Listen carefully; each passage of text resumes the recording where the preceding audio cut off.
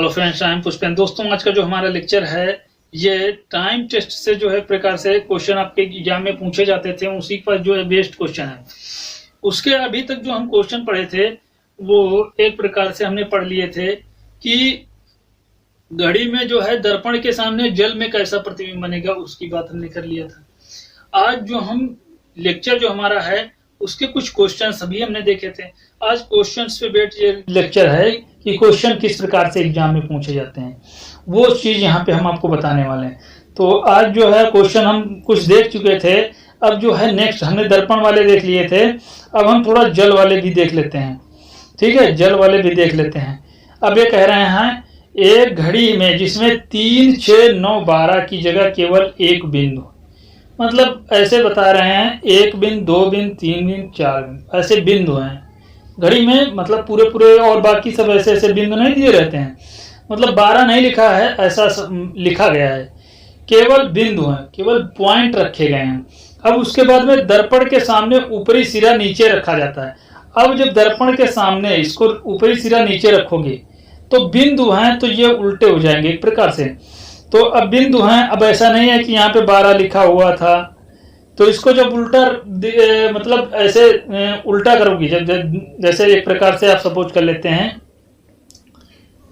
ये घड़ी दिख रही होगी, इसको जब आप उल्टा करोगे, जैसे ही आप उल्टा करोगे इसको, तो उल्टा करने का मतलब है इस घड़ी को आप पहले ऐसे ले आओगे, ऐसे घुमाओगे, घुमाने के बाद ऐसे उल्टा करोगे तो इसका जो 12 होगा ये इधर आ जाएगा नीचे की तरफ, और 12 इधर आ जाएगा, 6 इधर चला जाएगा, 9 इधर चला जाएगा, 45 इधर चला जाएगा, मतलब उल्टा हो जाएगा। इसमें कोई कंफर्म वाली बात नहीं, जो हमको दिख रहा होगा वैसा हम बनाएंगे।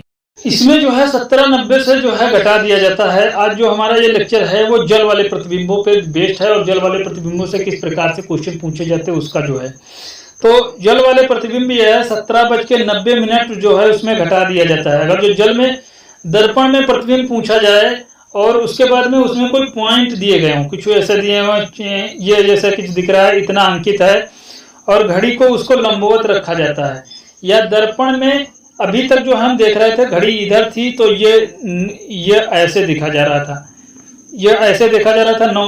अब घड़ी को ऐसे रख दिया गया, घड़ी को इसके नीचे रख दिया गया, यहाँ पे दर्पण रख दिया गया, तो ये जल की स्थिति हो जाती है। कैसी हो जाती है? जल की स्थिति हो जाती है। तो जब दर्पण के ये एक प्रकार से लंबवत रखा जाता है, दर्पण के सामने उल्टा रखा जाता है, उल्टा करके रखा जाता है। जब दर्पण के सामने उल्टा करके रख दोगे तो वो जल वाली स्थिति बताएगा। कैसी बताएगा? जल वाली स्थिति बताएगा। उस पे जो है ये बेस्ड क्वेश्चन है। और जब उल्टा करके रखते हैं तो उसमें 17, 90 से जो है घटाते हैं।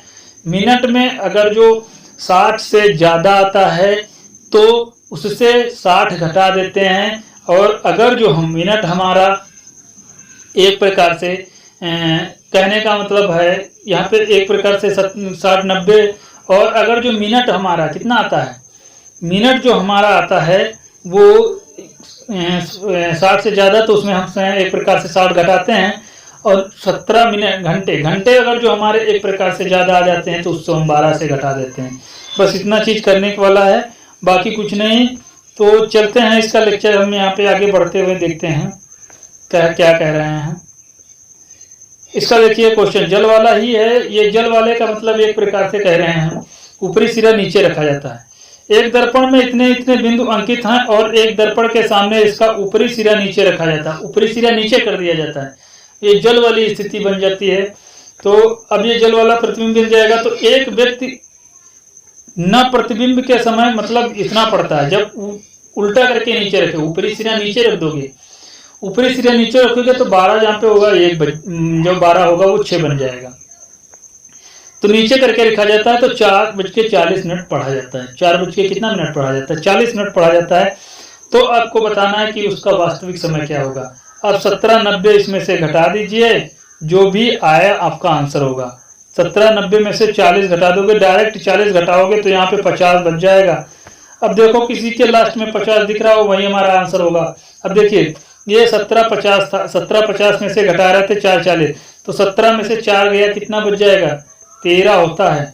अब 13 कितने ज्यादा है? 12 से 1 ज्यादा है, 12 से घटाओगे 1, तो 1:50 यहाँ पे हमारा आंसर आएगा।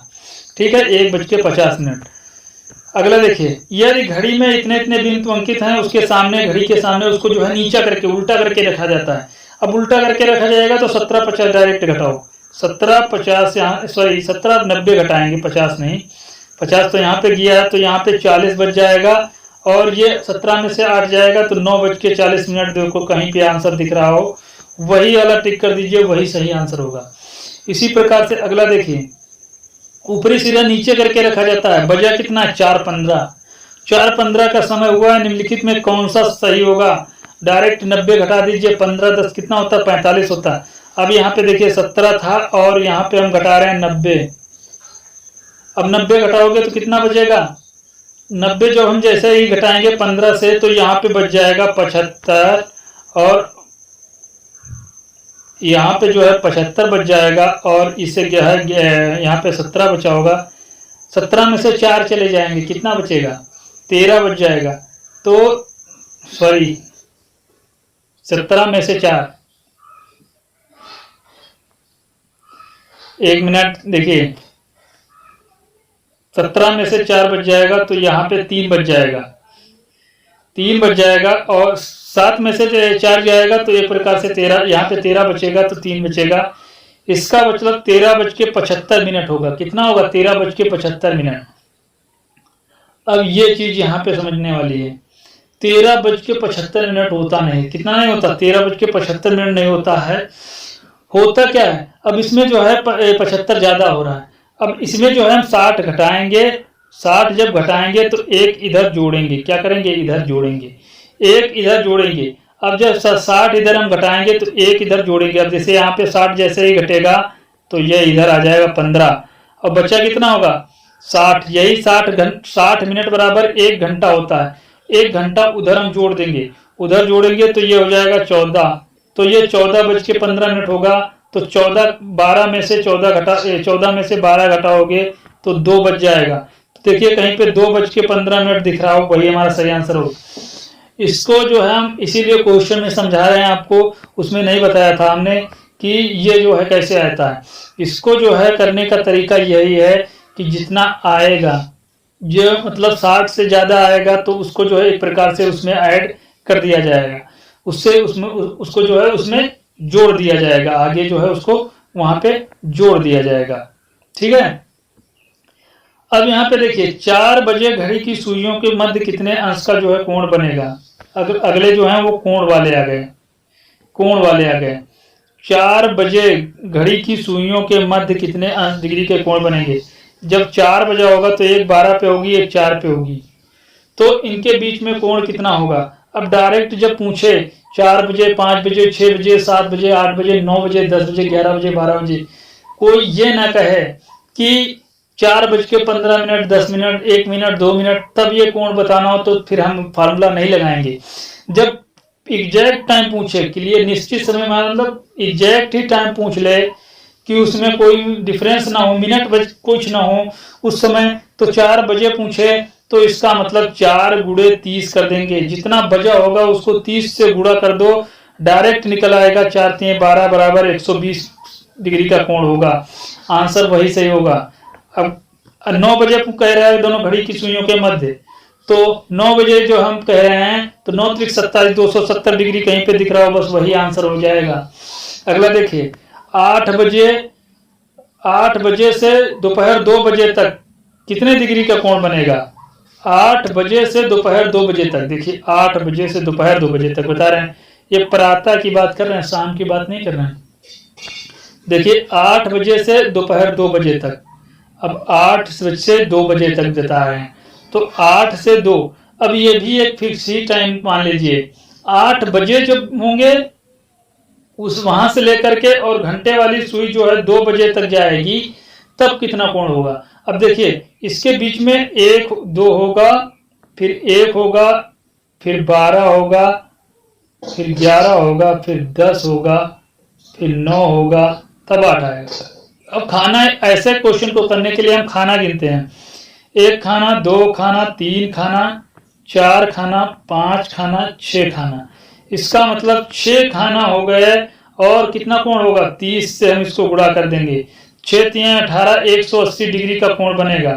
कितना बढ़ेगा? 180 डिग्री का कोण जो है बनेगा। अगला देखिए, घड़ी की दोनों सुइयों के मध्य कोण ज्ञात करने के अधिकतम कोण बनता है। एक घड़ी की दोनों सुइयों के मध्य अधिकतम कोण होगा। कब अधिकतम कोण होगा?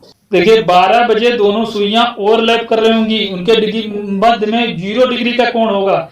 दूसरा देखिए 9 बजे दोनों सुइयां ऐसी होंगी, इनके बीच 90 डिग्री का कोण होगा। अगला देखिए 11:55 पे ऐसे होंगी, उनके बीच बहुत ज्यादा कोण का डिफरेंस नहीं होगा, 6-7-8 डिग्री ऐसे कुछ करके करीब होगा कोण, वो भी हमें नहीं मानने हैं। ठीक है, 3-4 डिग्री होगा बस 11:55 पे, ये नहीं होगा। अब देखिए 6 बजे दोनों सुइयां सीध में होंगी, 180 डिग्री का कोण होगा। तो हमारा सही आंसर जो होगा वो 6 ही होगा। ठीक है, अगला देखिए 3:30 पर घड़ी घंटे और मिनट की सुई कितने डिग्री का कोण बनाएगी? 3:30 पर घड़ी की मिनट और घंटे की सुई कितने डिग्री का कोण बना रही है? अब देखिए 3:30 है, 3 यहाँ पे है और 3:30 पर है। अब ये इसको हम डायरेक्ट नहीं सॉल्व कर सकते हैं, इसको सॉल्व करने का अपना जो है वही फार्मूला लगाएंगे, कोण कितने डिग्री का जो है बना रही थी। तो यहाँ पे जो है हमारा जो फार्मूला था, पहले हमने देखा होगा कि 11/2 मतलब यहाँ पे 2 करते थे, कितना करते थे? 11/2। अभी फार्मूला हम बता रहे हैं, गुणे बजकर कितना मिनट कितना हुआ है, मिनट जो है यहाँ पे गुणा करते थे, 30 से गुणा करते थे और रेशियो लेते थे। ठीक है, यहाँ पे माइनस उससे कर देते थे, सॉरी, गुणे 30 मिनट हैं, 30 मिनट से गुणा किया और यहाँ पे हम क्या करेंगे? माइनस करते थे, जितना घंटा बजा होता था उससे उसको गुणा करते थे, किससे? उसको एक प्रकार से 30 डिग्री से गुणा करते थे, उसको जो है 30 डिग्री से गुणा कर देते थे, 3 इतना माइनस करते थे। तो ये 3 चलाएगा तो ये 15 हो जाएगा और 15 11 का जो है गुणा करते हैं तो 5 पहले लिख लिया जाता है और 5 पहले लिख लिया जाता है और 1 इधर लिख लिया जाता है, 5 1 6 होता है, बीच में लिख देते हैं, यही हमारा आएगा। ठीक है, अब माइनस कर रहे हैं, 3 त्रिका 9, 90 इससे जो है माइनस कर देंगे, 90 डिग्री माइनस करेंगे। अब बोलो 165 से 90 डिग्री माइनस करोगे कितना बचेगा? 90 इधर 65 10 75 डिग्री का कोण बन रहा होगा। कितना बन रहा होगा?